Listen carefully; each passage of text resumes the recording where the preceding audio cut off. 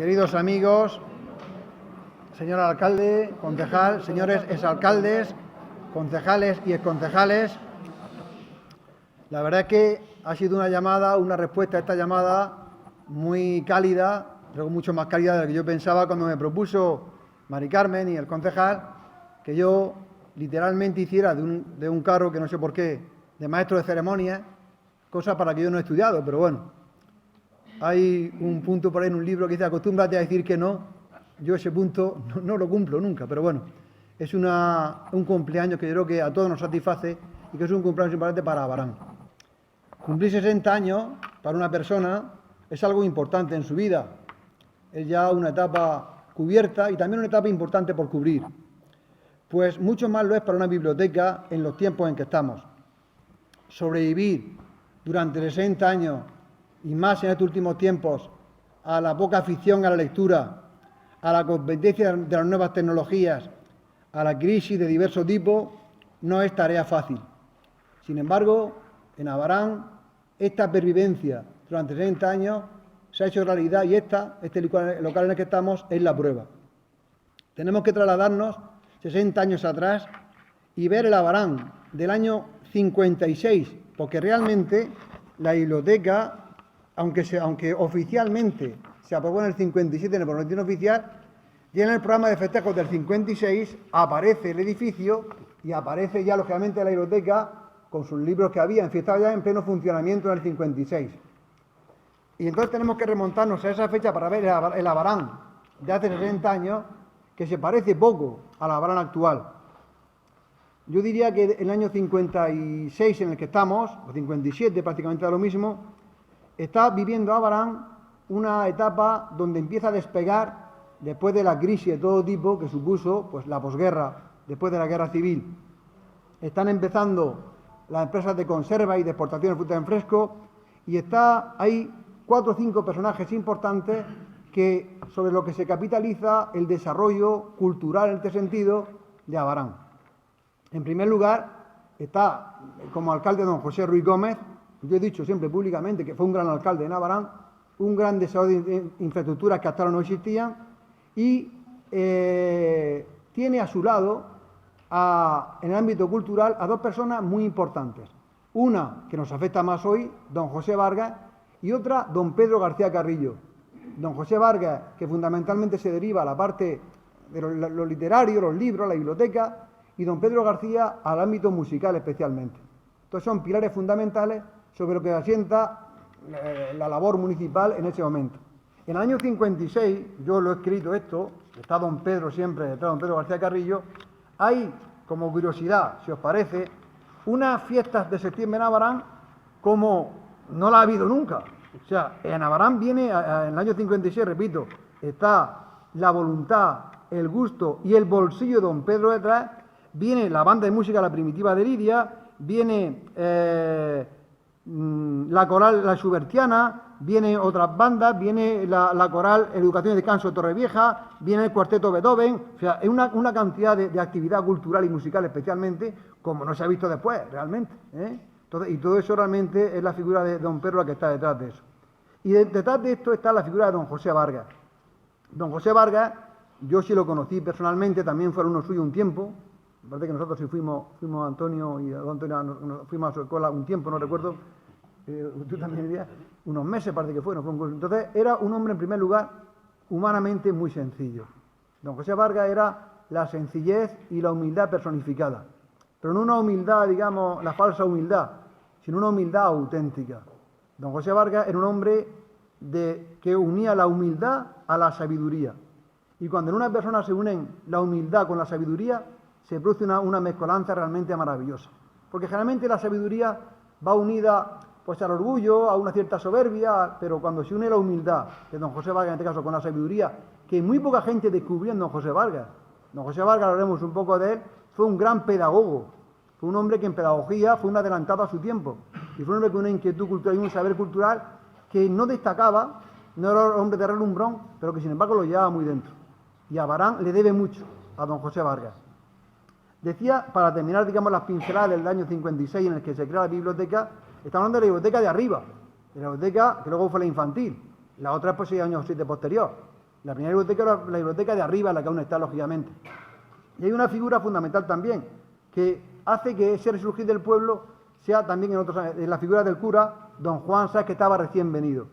Don Juan Sáez revoluciona, entre comillas, el mundo de la Semana Santa, crea la iglesia de San José Artesano, el retablo de San Pablo de Abarán, un hombre que revoluciona, crea asociación religiosa, la adoración nocturna, por ejemplo, la acción católica. Entonces, son 4 o 5 figuras muy importantes que hacen que Abarán destaque en una época donde se venía de pasar un tiempo muy malo, muy negativo en todos los ámbitos.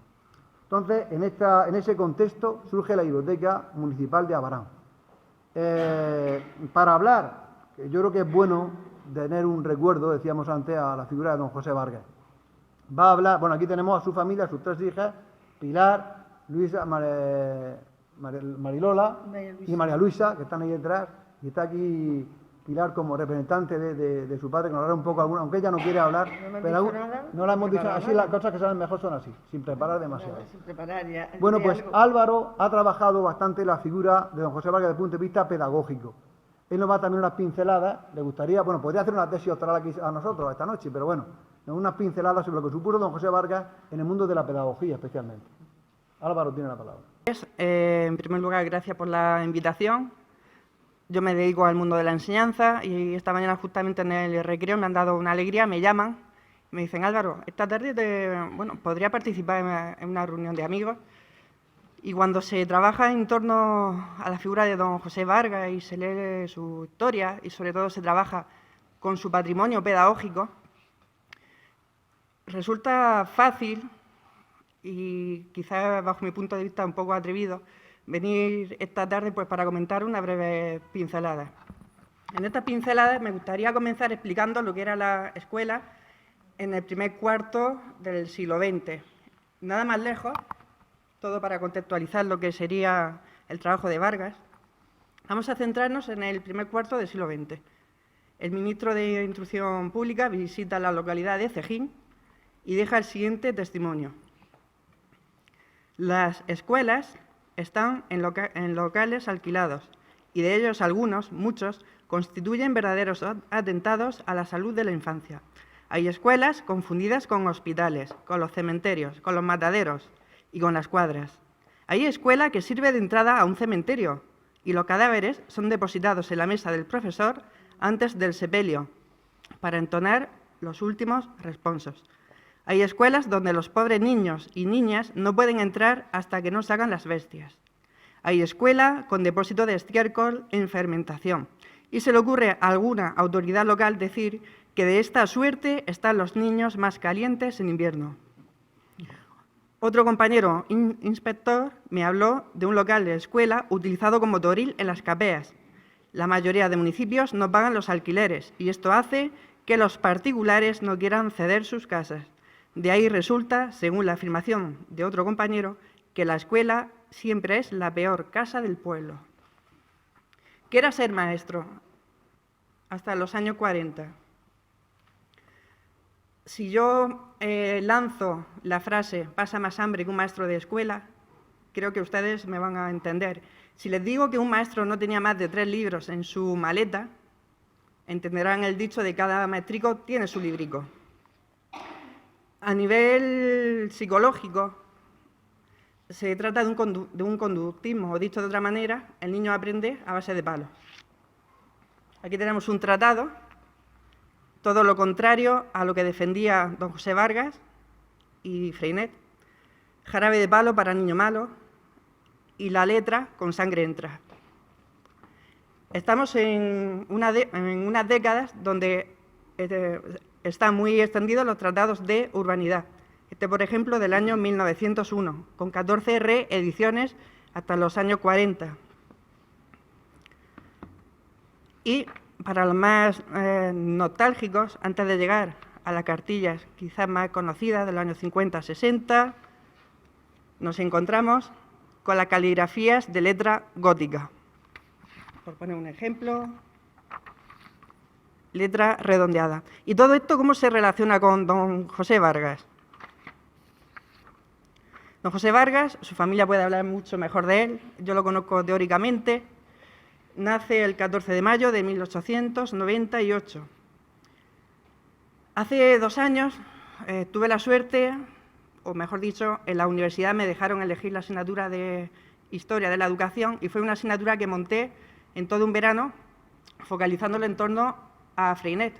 Pero leyendo justamente un libro de la mujer de Freinet, la propia mujer aludía al maestro Vargas como el maestro que había traído a España la pedagogía de su marido.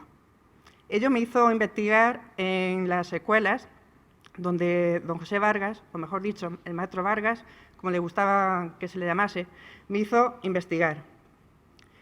Conozco de él que a los 15 años comenzó la carrera de magisterio en Murcia, pero también sus estudios mercantiles en Cartagena, cosa que no fue casual, ya que en su legado pedagógico vamos a encontrar una pedagogía matemática basada en lo que hoy se llama educar para ser competente o educar para competencias.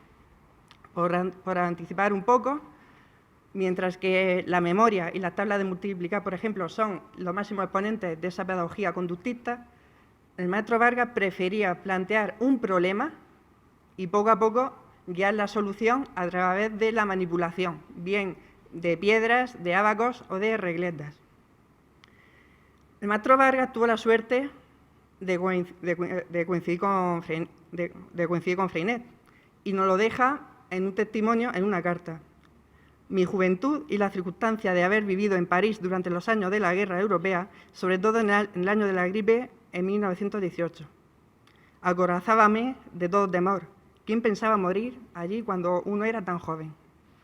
Su primer destino lo tiene en el norte de España, por un sueldo de 3.000 pesetas, el segundo destino en Toledo, y justamente a los 32 años de edad comienza a aplicar su pedagogía justamente en Camino Morisco, una localidad caracterizada por la desidia, por la desolación y por el abandono en la provincia de Cáceres. Una localidad con 140 habitantes, en la cual el tifus, la gripe y el sarampión campan a sus anchas. Allí tuvo la suerte de conocer al médico Olivera de la Riva, un médico muy comprometido con la sociedad, que también no será casual, en esta charla nada casual, que haya conocido a Vargas, ya que en Vargas comienza a despertar una serie de preocupaciones hacia la salud de sus alumnos y, sobre todo, al poder de liberación que tiene la propia enseñanza. Comenzó a editar periódicos escolares, entre ellos Niños y Flores, Ideas, Hechos y Pájaros, y como particularidad iba en contra del método pedagógico de la lectura y la escritura. Para Vargas, el niño escribía con el cuerpo y el cuerpo escribía con el niño, todo lo contrario a lo que se pensaba por aquel momento. Digamos que se comenzaba a aprender a leer primero las vocales, luego la P con la A, pa, la sílaba no llevaba a la palabra papá. Vargas trabajaba con niños que por la mañana estaban trabajando en el campo y sus lecciones las daba sobre todo en horario de tarde y por la noche. Se centraba en las preocupaciones de los niños, hacía que dibujara sus preocupaciones y a partir de ahí recortaba tarjetas con palabras que estaban relacionadas con las preocupaciones de estos niños, lo que hoy se llama un método global. En matemáticas, como he comentado, se centraba en la resolución de problemas, pero no problemas de tipo casual o aleatorio. Se centraba básicamente en la cumplimentación de facturas, contar el grano, calcular el tamaño de una parcela, y no le importaba hablar en metros, en decímetros, incluso en palmos. Era lo que ya María Montessori había anticipado un siglo antes con lo que se llamaba la escuela activa. El niño aprende con el cuerpo y el cuerpo aprende con el niño. A su vez, lanzo la hipótesis de que se trata de uno de los primeros psicomotricistas de Europa. Se forma en París, empieza a trabajar con distintos tipos de letras y lleva a estudiar lo que es el desarrollo de la escritura de otras maneras alternativas. Por último, puedo decir sobre Vargas que si bien se recorrió media España a base de pueblos marcados por la desolación, el 2 de noviembre de 1946, reunidos en el excelentísimo Ayuntamiento de Abarán, se presenta la siguiente alegación. Vista la instancia de don José Vargas Gómez, maestro nacional, solicitando le sea aumentada la gratificación que percibe por indemnización de casa-habitación, por ser insuficiente para atender a esta necesidad.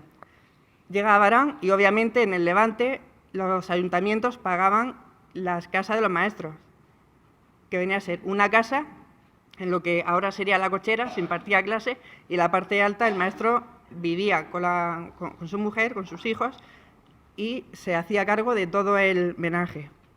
A su vez, una compañera suya, también maestra municipal, solicita que si Vargas cobra X dinero, porque ella, si es maestra y realiza el mismo trabajo en la casa de al lado, ¿por qué cobra menos? Para acabar, decir que en el año 1957 Vargas comienza a gestionar 1.311 libros de la Biblioteca Municipal, siendo el primer libro que se prestó justamente sobre ciencias naturales. No sabemos si esa persona era alfabeta o analfabeta, pero seguro que Vargas, a la hora de entregar ese primer libro, creyó en la persona y pensó que los verdaderos límites comienzan en sí mismos. Así, con esta pequeña introducción, le agradezco a Pepe, María Dolores, a la familia de Vargas, el hecho de poder conocerlo personalmente, y le doy las gracias porque hayan podido acudir a esta reunión entre amigos. Muchas gracias, que él lógicamente lo conoció la realidad de don José Vargas, y yo también quiero hacer referencia a, dice que detrás de un gran hombre, ya saben el refrán clásico, a su madre. Isabel de Vargas era una gran mujer, tan sencilla como su marido, una mujer siempre servicial con la Iglesia. Yo la recuerdo siempre haciendo las formas, ¿cuántos años estaré haciendo las formas en la iglesia? ¿Cuánto tiempo pasaría en la iglesia haciendo las formas? Y nosotros nos comíamos los recortes de Antonio. Entonces, ahí también quiero hacer una semana para doña María Álvarez Castellano, que fue la mujer de don José Vargas, y yo creo que también fue un ejemplo de sencillez y de servicio siempre. Bueno, pues tú tienes la palabra, las palabras que quieras. Yo, como no me habían dicho nada, yo no me he hecho ni un guión. Yo solamente puedo hablar un poco, puesto que tú has hablado de mi padre, de su historial aquí en Navarán, y tú de la pedagogía de este. Yo puedo decir cómo apareció este libro y cómo se escribió este libro para que conociéramos todos lo que él sabe y lo que se sabe de cuando él estuvo en las Urdes. Pues esto fue una casualidad, porque un profesor de la Universidad Pontificia de Salamanca, pues un día dando clase estaba explicando algo de Freinet, y una alumna le dice: don Antonio, eso que usted está explicando lo tengo yo en mi casa, en un cuaderno. Esto fue al poco de morir mi padre. Y el cuaderno se trataba de los años 1931, 32, cuando él estuvo en las Urdes. Pero bueno, ¿cómo vas a tener tú un cuaderno de lo que yo estoy explicando ahora de aquellos años? Dice: es de mi padre, que mi padre lo guarda todo. Dice: bueno, pues la chica vivía en Cáceres, Camino Morisco, y esto fue en Salamanca. Bueno, pues el lunes cuando vuelvas me lo traes. Y cuando lo llevó, pues se quedó admirado. Se quedó admirado de ver lo que vio. El cuaderno que vio lo tenía impecable.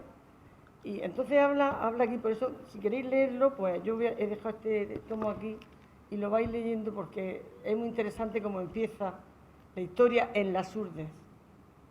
Más que pedagógicamente, bueno, también, pero su vivencia y lo que hizo él allí. Entonces, pues don Antonio, el que hizo el libro, pues se fue a las Urdes y preguntó por el maestro y por el que había, y por la alumna esa que guardaba a su padre todavía los cuadernos. Entonces nos llamó a nosotros, nos pidió cosas que teníamos y le dimos. De todo lo que mi padre trajo, pues se lo dimos a él. Y bueno, entonces empezó a escribir. Y lo interesante de esto es cómo él se fue a las Urdes. Él se fue a las Urdes porque estaba de maestro en Toledo, y allí fue donde conoció al médico que tú dices, que era padre de alumnos de mi padre. Y le dijo: oye, tú te vendrías a las Urdes de maestro. Acababa mi padre de llegar hace 2 o 3 meses. Si tú te vendrías a las Urdes de maestro y yo de médico. Pues se lo pensó un poco y no le pareció mal. Dice, pero también necesitamos un practicante para tener la cosa completa. Allí se ve que había ya un sacerdote o algo, y allí había Guardia Civil, había un cuartel de la Guardia Civil. Total, que lo convencieron y se fueron. Se fue mi padre con el médico y un hermano de mi padre, casualidad, que era practicante. Y también le dijo y se fueron. Se fueron los tres. Y allí estuvieron, porque resulta que el irse allí fue porque el doctor Marañón, que le gustaba mucho las Urdes, se pasaba los veranos, se iba a una finca que había por ahí por Cáceres y a caballo se recorría todos aquellos parajes.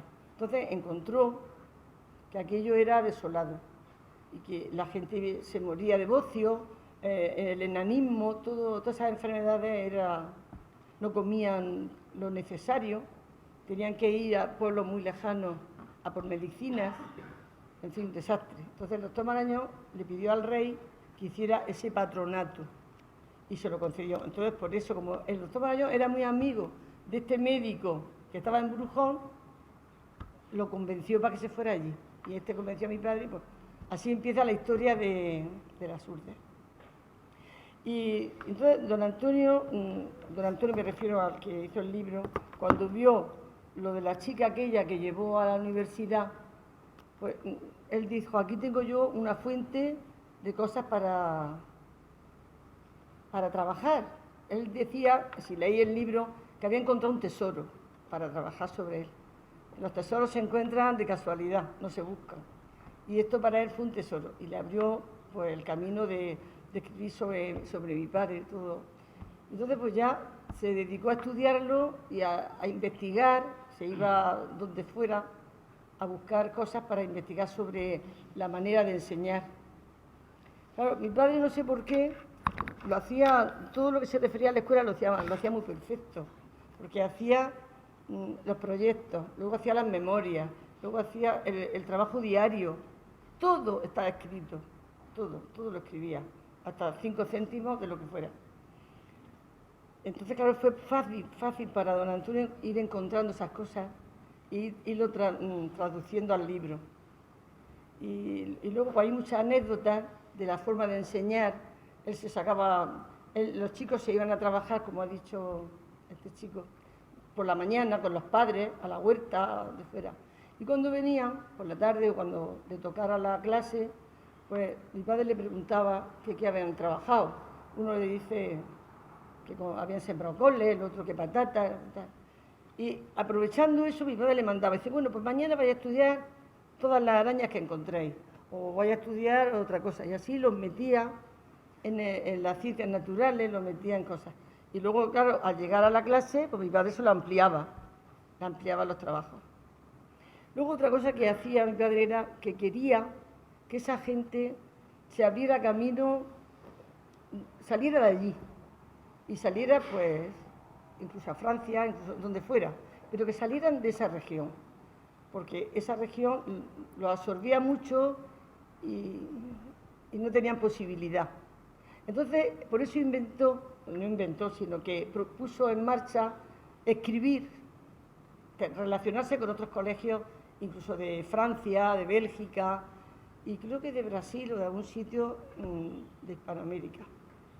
Escribía, y cuando escribía a Francia, pues claro, ellos escribían en español, nosotros le escribían en francés, mi padre traducía.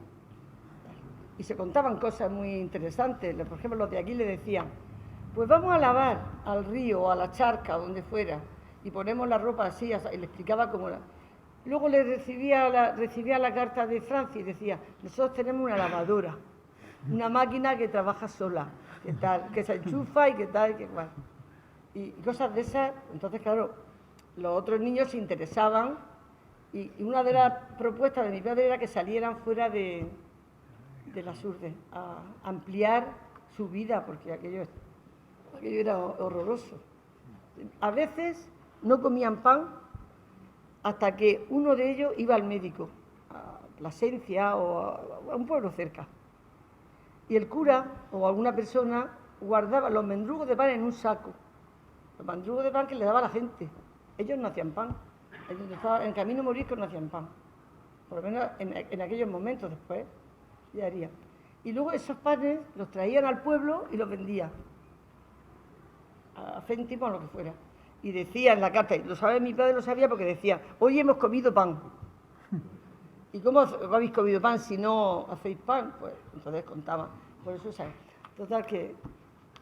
Y don Antonio encontró en mi casa, aquí en la casa de mi padre, encontró cosas muy interesantes que le vinieron muy bien y fue, no sé si lo tienes tú, pero aquí sí está, que son memorias de los años que... Lo primero que hizo al llegar fue hacer un censo de todas las personas que habían en ese pueblo y todos los que sabían hasta 2 letras.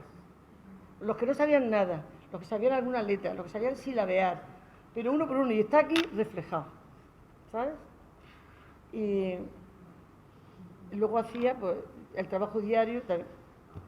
Bueno, yo para qué lo voy a decir si es que no me acuerdo muy bien, leí el libro y ya se me olvidan muchas cosas, pero la verdad es que este señor que escribió este libro estaba enamorado de la forma de enseñar, de la forma. Y no sabe cómo mi padre, al poner allí este método, cómo lo aprendió de pe a pa, cómo lo pudo aprender para ponerlo tan puro. O sea que el método fue perfecto al ponerlo, era todo como era el método Freinet. Pero don Antonio don Antonio, el que escribió el libro, tiene todavía esa espina clavada. Hace poco, hace unos 4 o 5 años, me dijo don Antonio a mí, porque cogió mucha amistad conmigo, dice, te voy a llevar a las Urdes a que conozcas la escuela de tu padre y todo eso. Y fuimos, y dice, y ahora te vas a quedar aquí fuera, en la calle, porque yo voy a entrar a ver a un alumno de tu padre. Y entró, que estaba en la cama ya a punto de morirse, porque fíjate, desde aquel año hasta hace 5 o 6 años, que fue cuando yo fui a las Urdes, y estuve hablando con él. Y creo que se le caían las lágrimas al hombre cuando recordaba con don Antonio, recordaba. O sea, que cosas muy, muy interesantes. Lo lees y vas viendo la forma de enseñar y... Muy bien. Antonio García Madrid, y se llama Freinet en las Urdes durante la Segunda República. Los maestros José Vargas Gómez y Maximino Cano Gascón. Y está publicado en la Editorial Regional de Extremadura. Es un libro que... No, esto no se vende en librería, ¿eh? No. Es un libro publicado por la Junta de Extremadura y a basar la figura de don José Vargas Gómez y otro maestro más, Maximino Cano Gascón. Hay muchas cosas y yo sé muchas cosas que... Y esto, ¿cómo se llama? Tesis. Una tesina y una tesis que me ha dejado en leer de alumnos que han hecho sobre esto, sobre la República y sobre aquellos tiempos cuando peinaban a la gente. ¿Cómo se dice? Peinar o cuando te investigan tu enseñanza, tu forma de enseñar. ¿Cómo se llama? No, es una palabra que ahora mismo no me sale. Rastreando. No, un rastrear tampoco. Bueno, pues hay cosas muy importantes para leer. En la universidad editaba, las revistas que editaba eran casi como libros de grandes, de importantes. Yo tengo una. Y don Antonio, hoy sé que si yo le contara todo esto y le mandara alguna foto o alguna cosa, se emocionaría. Porque él hizo aquí una reunión. Cuando vino a interesarse por cosas que quería poner, que le faltaban para completar el libro, estuvimos aquí y estuvieron personas de las que yo veo por aquí que estuvieron aquí. Quiero decir una cosa, se me olvidaba una cosa. Al decir, ¿quién eres? ¿Cómo te llamas? Pepe. Lo de mi madre, resulta que cuando estaba en las Urdes, había niños, a lo mejor que no venían sin comer o sin lavar, y mandaba a que mi madre los lavara o le diera algo. Y lo digo por la ayuda que prestaba aquí y allí. Y allí fue un apoyo grande para mi padre, ayudándole como le ayudó.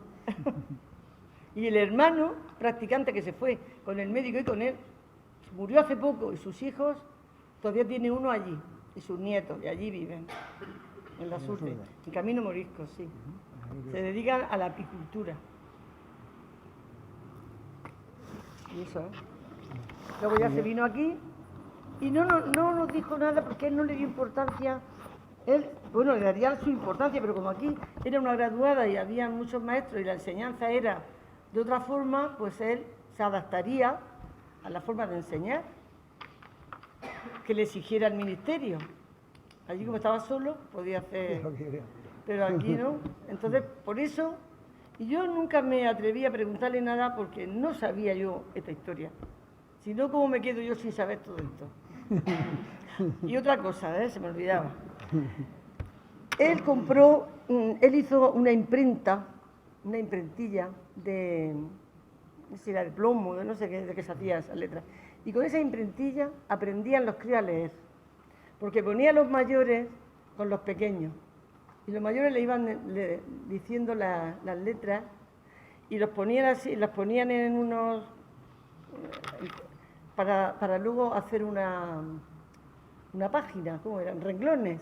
Tenían una cosa que no sé cómo se llama, de metal, que iban poniendo ahí las letras, salían las frases, lo atornillaban y entonces así hacían una frase y en una página. Luego, y así hacían los folletos que mandaban fuera, por eso podían hacer tanto. Y esa imprentilla la pagó mi padre con su dinero, no se la pagó el ministerio. Y esa imprentilla todavía está por mi casa, muchas letras. Sí, jugábamos, cuando éramos pequeños jugábamos con ella. No sabíamos el origen. Muchas cosas de las que tenía allí no sabíamos el origen. Se ha descubierto después. Bueno, muchas gracias, Pilar, por tu aportación tan valiosa, la de la figura humana y como maestro de don José Vargas. Tenemos aquí esta noche, hay autoridades, antiguos alcaldes, concejales, exconcejales de cultura, que han hecho una gran labor para que esta biblioteca sea una realidad y que no muera en 60 años. Y también tenemos, he invitado la organización a personas que han escrito, a personas que son creadores. Realmente hasta hace 20 o 25 años prácticamente no se había escrito nada, ninguna publicación en Abarán o sobre Abarán, ninguna labor creativa. Sin embargo, en los últimos 20 o 25 años ya podemos pretender que una de estas estanterías pues esté ocupada por autores abaraneros y por gente que ha escrito en Abarán sobre temas literarios o sobre Abarán. Tenemos aquí entre nosotros, creo que no se me olvida nadie porque Jesús Hielo hace una labor siempre muy exhaustiva, a María Parra, que ha escrito una obra de retales de pensamiento, Antonio Moreno, Juan Carlos Borreguero, Marco Brunengo, por aquí delante, Jesús Hielo, sus aportaciones a la historia de Abarán y del deporte, Mercedes de la Fuente, Héctor Quijada y Álvaro Carpena. No sé si bueno, también ha escrito sobre Abarán José María Gómez Espín, que está recién llegado y que ha llegado al final, está ahí atrás. Entonces no sé si se nos olvida que también nosotros hemos colaborado en hacer unas publicaciones sobre el Centro de Estudios Habaneros, sobre la historia de Abarán. En fin, que ya es mucho lo que, desde aquel primer libro que se escribió de un habanero que fue Retazos, de don Luis Carrasco, en los años 40, quiero recordar, más publicados pues, de habaraneros y sobre Abarán, que eso siempre es importante. Bueno, pues nos le agradecemos a ellos.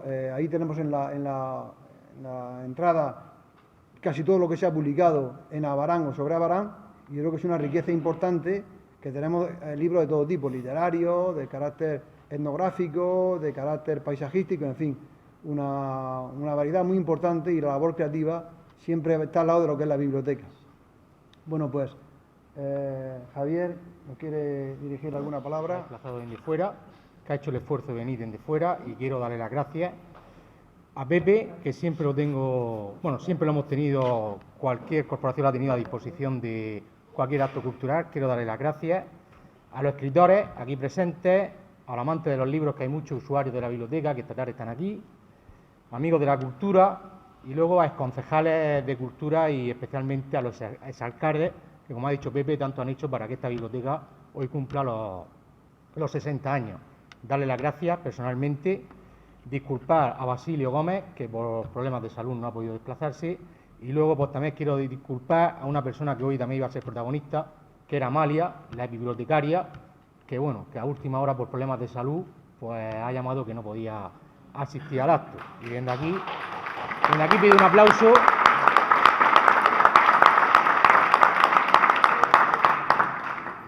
y luego pues bueno, quiero hacer una mención especial a la familia de don José Vargas, que en el primer momento que se le llamó han puesto mucha ilusión y luego, bueno, y lo han demostrado desplazándose toda la familia esta tarde aquí. Y bueno, como todo cumpleaños, pues tiene su tarta y ahora pues, me gustaría que entre todos le cantáramos el cumpleaños feliz a la biblioteca y nos tomaremos un trocico de tarta y una copica de sidra.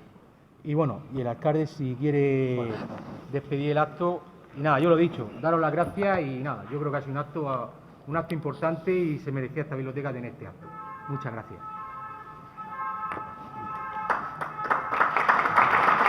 Estamos en la biblioteca y realmente don José Vargas creo que se ha sentido orgulloso de que fue su alumno y de Álvaro, pues que no conoció porque no han dado una lección magistral. Yo me acabo de enterar de cosas que había hecho mi maestro, que fui uno de los afortunados que recibió un curso entero de don José Vargas, y la verdad es que esa forma de dar clase, sin imponer solamente de insinuar, ha hecho que muchos de sus alumnos pues alcancemos algunas cotas.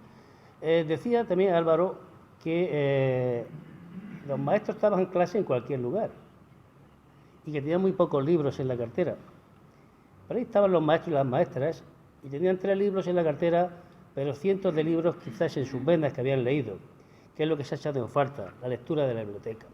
Ahí veo Los herederos del gran poder, un libro que hay ahí. Y aquí tenemos una de las mejores herencias que podemos recibir cualquier ciudadano, sea cual sea su condición, que es la de años y años que se han tardado en escribir algunos de estos libros. Esa herencia que recibimos, la verdad es que nunca llegaremos a comprenderla. Tanto los que leen mucho como los que leen poco, o los que leemos cuando podemos o los que no leen. Esto es una de las mejores herencias que, como ha dicho muy bien Pepe, gracias a los alcaldes que, bueno, con un Antonio me despacho con los 3 y Marita, y de verdad que han hecho tanto por la cultura. Pues sí, es un lugar donde realmente da gusto perderse. A mí me gustaba en mis tiempos perderme aquí, en la biblioteca, porque este es un sitio de que donde te pierdas, el camino que escojas siempre es bueno, siempre te lleva a buen lugar. Las bibliotecas ahora mismo están quizás un poco con telarañas, porque aunque se use, siempre se usa poco.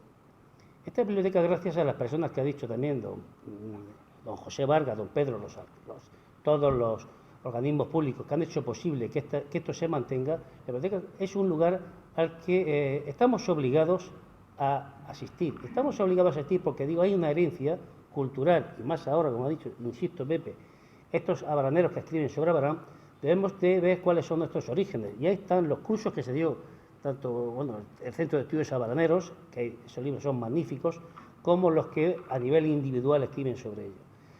Yo he de mencionar a algunos escritores más que tú no has mencionado por modestia, que es a Pepe Beato, a tu primo, y a ti mismo, que también incluso has conseguido algún que otro premio por ahí en relato, o sea, que hay que mencionarte también. O sea, que ahora mismo estamos muy bien servidos de buenos escritores. Así que sí, nos perdemos que nos encuentre la biblioteca, porque la biblioteca buena nos cura casi todas las penas. O sea, que es un paredo tonto, un ripio tonto, pero es la verdad. Es un buen sitio al que venir, es un buen sitio al que cuidar y es un buen sitio al que hay que dejar que estas estanterías cada vez se llenen más de libros y se llenen más de usuarios sacando esos libros. Así que, por don José Vargas, por las personas que hacen posible que esto se mantenga y continúe, pues que con nuestro ejemplo, las generaciones, nuestros hijos, nuestros nietos, pues le entre el gustanillo de leer. Nada, vamos a comernos la tarta que ha dicho Javi en honor a todas estas personas. Muy bien, muy bien. No, lo has hecho muy bien porque era un poco injusto no mencionarla. Muchas gracias, Mercedes. Sí. El alcalde.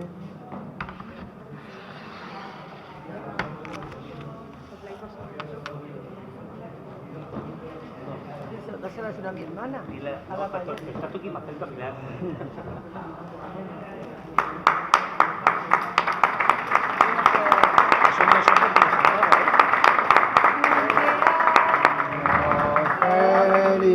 Vamos a cantar un cumpleaños feliz, que seamos todos.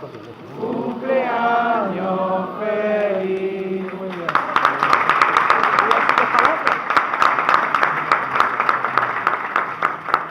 En nombre de mi familia, de mis hermanos y de mis sobrinos, mi marido, que también ha venido.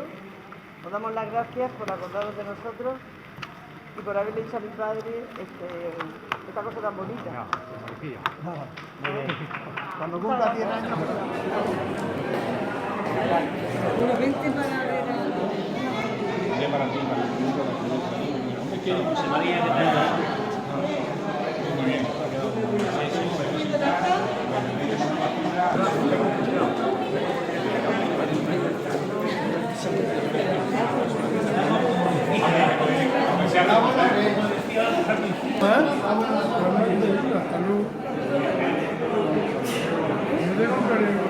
Allí cogiendo, Javi.